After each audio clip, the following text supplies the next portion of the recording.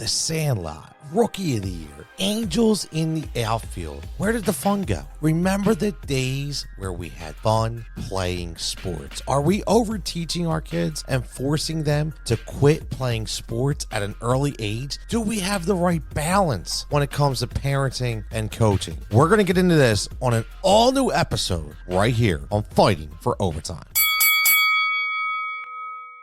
Fighting for our kids, fighting for them to have fun. Back here on the Fighting for Overtime podcast, I am Coach Tony, and we're going to discuss a very interesting topic this week. It's one that can go several different ways, and that is, are we teaching our kids too much? Are we extending these lessons beyond the fundamentals? It's really a good question. And this comes from one of my favorite people, my man Sean Selsby of the Corner Pub Sports Podcast. You can check them out every Friday night. Sends me a message like a lot of people do about topics and trends within youth sports. And this one in particular reads, the biggest misconception of youth baseball is parents think lessons teach kids. The kids are over-lessoned and the baseball IQ suffers. They aren't playing enough sandlot wiffle ball anymore. That's where they learn to play loose, have fun, and learn the game without parents hollering at them. There's too many lessons, too much pressure, and not enough fun. And that's why we're wondering how 73% quit at the age of 13. Now, this was from a sports page that people follow from a particular person, not Sean, but he sent me this screenshot of what this person said. And I think it has a lot of credence behind it. If you break it down and we just go back to what sports used to be, and we've talked about this before in this program, again, Fighting for Overtime, make sure you're following the podcast on all social formats, obviously TikTok, Instagram, but on all digital formats, whether it be YouTube, whether it be Spotify, Apple, Google Play, wherever you get your podcast from, Podbean as well, be fantastic if you give us a review. Greatly appreciate it. But when you look back and you think about growing up, and I mentioned those movies in the beginning, The Sandlot, Rookie of the Year, Angels in the Outfield, not only great movies, but great stories, feel-good stories, stories full of fantastic endings, stories full of fun. And that word fun is extremely important. From all my years of coaching, I've always learned that no matter how hard you push, no matter how hard you teach, if you don't add fun into the platform, it's going to fail. Because number one, if you're too serious, if you're too strict, and you take all the fun out of it, you strip it down to just a full out lesson, guess what? It's not going to work. You know why? Kids are going to practices and these games to get away from lessons, to get away from that strict structure that they face in school every single day. If you treat this like school, it's going to fail. And I understand there still needs to be structure. I understand there still needs to be a force behind the lesson, a culture of rules, and a strict following of those rules. 100% understand it, but fun still has to exist. For example, even when I coached teenagers, you had to add a little fun. You could go for a practice and work these kids beyond the requirements, but you still need to send them home with a smile. Whether that's playing a quick, if you're in soccer, you play a power and finesse game, you play a lightning game. I'm not sure what games they play in baseball, but that always gave the kids a smile. That always gave the kids a sense of togetherness. And I want to go back to that statement that says, when you over-lessen your kids, the IQ suffers. I think it's a very powerful statement. And I think we can attribute that to anything. Because if you pressure and pressure and pressure enough, you don't learn anymore. Your brain shuts down. The mind needs a break. And you start not listening anymore. which that's when your IQ does suffer. I'll give you an example. This podcast is always going to give you examples, whether it's real life, whether it's about my coaching, whether it's about my family, whether it's about my friends, things that I have lived and things that I have done. And hopefully when you listen to these, if you try these in your everyday life, hopefully they work for you as well. My daughter just passed her boards to become a licensed esthetician. Extremely proud of her. Extremely proud. Worked her ass off. The thing I want to bring up, though, is before she took the test, she went to one of her favorite local establishments and said, I'm going to sit there for 3 to 4 hours, get myself some lunch, put my Spotify on, and just hit the books. Thought about it. You know, that's a lot of time. That's a lot of time to force your brain to cooperate before you take a 105-minute test. So what I did, halfway through, I left the house, went and surprised her, and she said, what's up? I said, look, you need a break. Let's just talk. Not about school, not about grades, not about the test, not about your career. Just let's just have some fun. Laugh a little bit, joke around a little bit for about a half hour. Before you know it, it was an hour. She took a couple more practice tests. I gave her a hug, wished her luck, left. Half hour later, she calls me, says, Dad, I passed. I'm not saying she passed because of that, but what I'm saying is your brain needs to function, but it also needs to have a break. And I think that statement of over-lessening our kids makes their IQ suffer is so powerful because I think it is true. If you force feed them too much, yes, their mind is like a sponge. You're going to hear that all the time. These kids at a young age, their mind's like a sponge. I understand. I think it's one of the biggest cliches in life. I do. I'm 46 years old and my mind is still like a sponge. So I don't really think it has to do with just age. I think it has to do with how much passion, how much energy you have, and how invested you are into whatever lesson you are learning. And when it comes to the lessons, it's all about how you approach those lessons, how you convey those lessons. You need to read the room. You need to read your team. You need to read your players. You have to understand. And this all goes back, and I brought that Sandlot game up because it all goes back to what we used to do as kids. When I was a kid, I used to love going to the park and playing stickball, playing fast pitch, playing bounce pitch, right?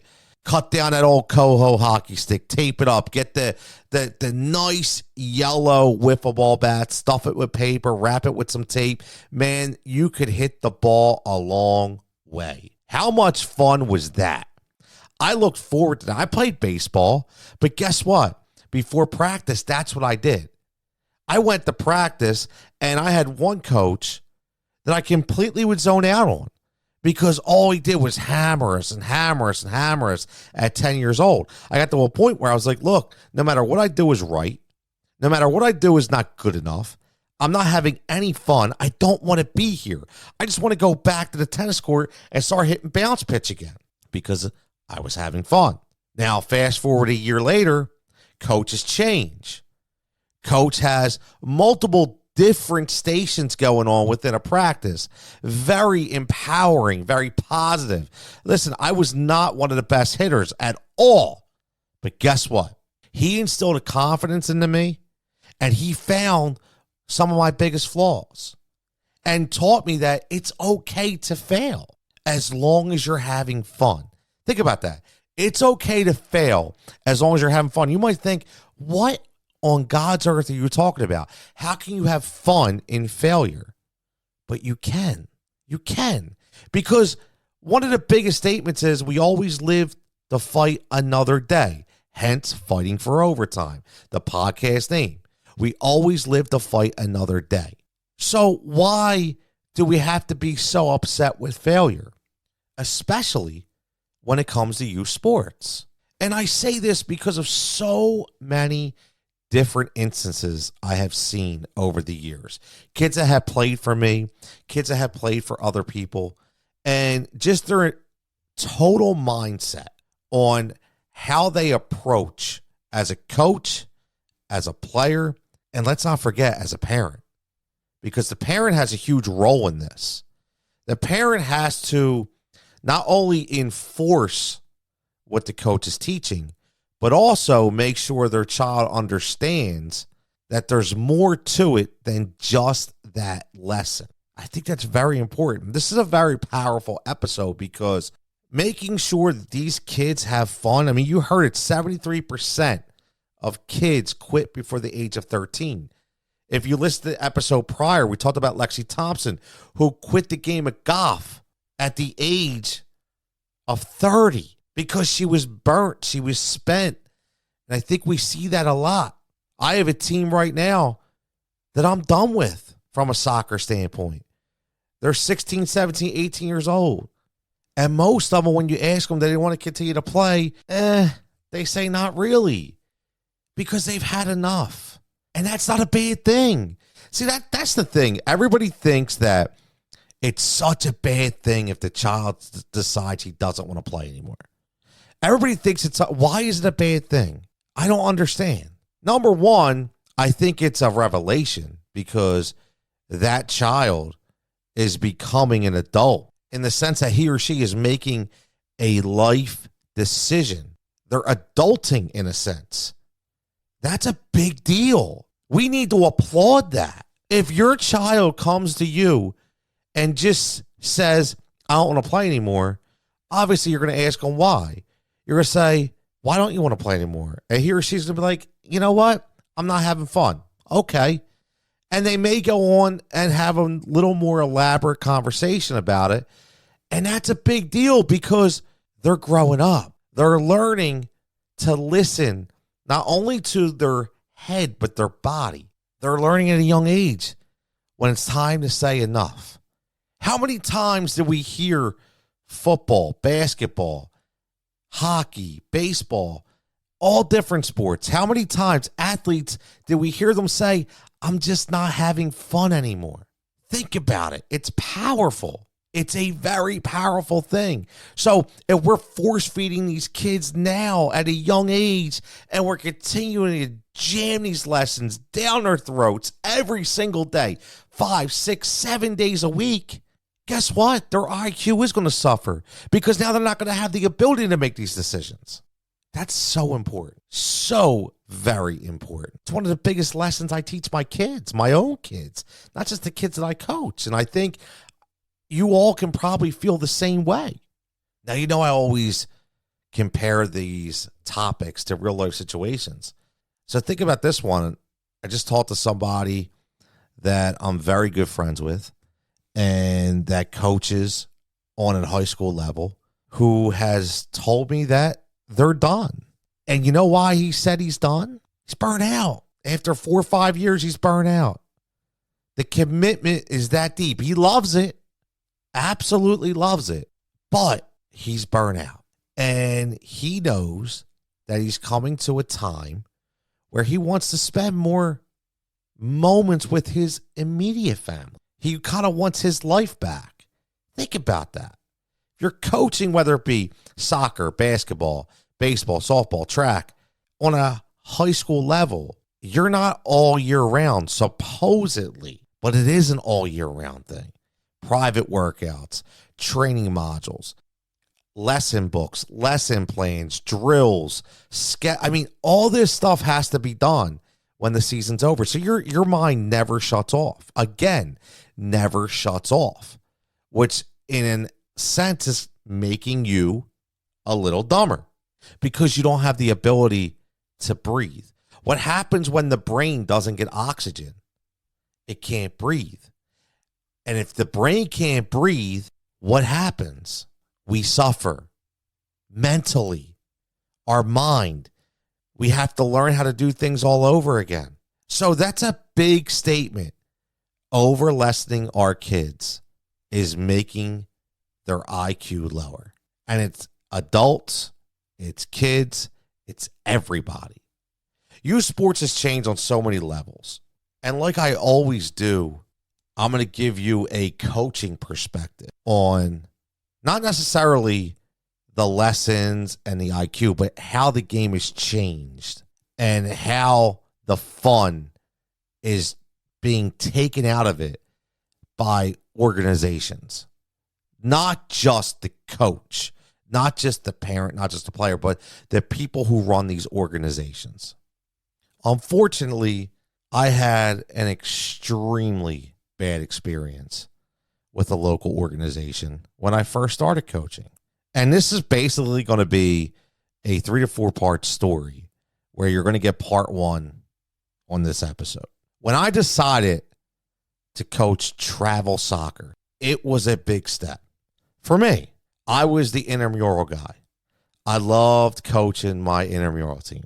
Loved every minute of it. Go to the field once a week for a practice, 1 game on a weekend. It was great. Kids were laughing. Kids were having fun. I met some fantastic people in my intramural years. And then as I noticed, there was opportunities within my own community where I could become a travel coach, something I never did from a soccer level. Now, again, think about it. We're talking 10 years ago. I'll tell you what, I never understood why it was that deep. Now, I'm not talking about a club where you're spending thousands and thousands of dollars, a highly credible and sought after organization. Not talking about any of that. We're not talking about one of those elite travel clubs. We're just talking about a local club. And I felt like I was running for president of the United States. I had to jump through so many hoops just to become a youth travel coach of 8-year-olds. Think about that. 8-year-olds. I was blown away. I really was. First time I've ever seen a process like this. First time I met these people, first time I was at this club for something like this, had no idea what to expect, and I was totally blown away. Now think about this much. I've been coaching for many years prior to that. Tons of references, tons of clearances, but still was told that I need to coach with somebody. Okay, no problem. So they give me a partner who expressed interest in the team. Not an issue. I'm a team player. I'll go along with it. Pretty good guy. So we start. Right away, this guy disappears. Then, long story short, all of a sudden he can't make the commitment, can't do this, can't do that. So instead of just saying, hey, Tony, you could just continue on with the team. Oh, no, we had to go through another whole round of interviews, like a cross-examination, like I'm on like Law and Order SVU just trying to coach a travel team. So I finally get the act of Congress and everything works, and I'm the main guy. Now, here's the moral of the story. My main focus in the beginning was to have fun, but still try to be competitive based on who we were playing. I think that's a very admirable thing to do. I think that's the way most people should coach, in my opinion, at 8, 9, 10 years old. Well, the guy who was supposed to commit to the team decided that wasn't good enough. Decided it was so far from his standards, he had to write a letter to the board. And this is where everything gets out of hand. And what I mean by that is if you don't agree with the coach, if you don't agree with his methods, if you don't agree with his technique, that's fine. I've been there. I'm not going to sit here on this show and tell you that I've never disagreed with the way a coach operated or ran his organization or his team. Absolutely not. I think we're all human and we're always going to question things. But when you start to attack a person from a physical attribute, it's ridiculous. I mean, this guy literally wrote a letter about how I was unfit to be a soccer coach because I had a dad bod. And this dude was wearing ASIC gels running a track meet every day at Planet Fitness. I'm sorry. I didn't know that I had to pass a stamina test to be a soccer coach. Yeah. Was I packing on a few pounds? Absolutely. Oh, and by the way, I've lost almost 40 pounds from that point back then. But that's not the issue. The issue is why somebody as a parent decides that they can attack and body shame anybody for that reason just because they don't agree with their methodology. And this all comes back to not allowing us to have fun in youth sports. 8, 9, 10 years old. I mean, listen, they still have to have fun at 17, 18, 19, in my opinion, but especially at 8, 9, and 10. And just because you couldn't see that, you were so insistent on winning every single game, it brought you to the point where you couldn't control yourself. It brought you to the point where you pulled your kid off the field before a game even started because he wasn't starting at 8 years old. What's wrong with you, man? Think about it. This is the problem in the culture we have today. And we have to fix this, and there's a way to fix this. As a coach, you have every opportunity to fix it. You don't have to listen to a board. You don't pay to be a coach. Now, maybe some organizations pay a coach. I've never been paid to be a coach. I didn't want to be paid to be a coach. I wanted to grow a bunch of young kids who had bright futures, and I wanted to trump the narrative of not being able to keep a team together. And for the most part, I feel like I did. Now, there was a lot of rocky road along the way, which we're going to get into in the next 3 episodes. But that's where the journey began for me as a coach in the travel world, and learning that people can't take the fact that you lose, and as a coach, you want to have fun. Again, this brings us back to the statement. Are we teaching our kids too much in sports to the fact that we are lessening their IQ? Is it a reason why 73% of kids right now in America are quitting before the age of 13? You have to have fun. You have to be smiling. You have to have fun to be invested. No kid at 8, 9, 10, 11, 12, 13 is going to invest in a program if they don't have fun for at least a little bit. Yes, they're going to invest because some people are all about the win. Yes, they're going to invest because they feel like they get more playing time if they invest. Nothing wrong with that. There's nothing wrong with that. But if you cannot smile and you cannot have fun and you cannot show that these kids at least one point of your practice plan can open up and be themselves and create relationships and create a bond and create memories and create moments, you will lose as a coach because you will lose your team. And you will suffer going forward because, again, these kids will not buy in. Now, in the next episode, what happens when you try to support a kid from the area by wearing a different color shirt? You will not believe what I went through as a coach. At 9 years old, we went up a year, at 9 years old, 9 and 10, on a travel team for just trying to wear a different jersey. Again, Coach Tony here, Fighting for Overtime podcast. Make sure you follow us on all social formats and make sure you let your kids have fun. Don't be a part of that 73% that force these kids to quit before the age of 13. Fighting for Overtime is a Rise and React media production. If you're looking to start a podcast, if you're looking to get some direction, hit us up, let us know. We'll help you out there as well. Again, for everybody, enjoy your time, memories and moments, and keep fighting that fight. Continue to fight in overtime to make your kid have the best experience that they can have when it comes to playing youth sports.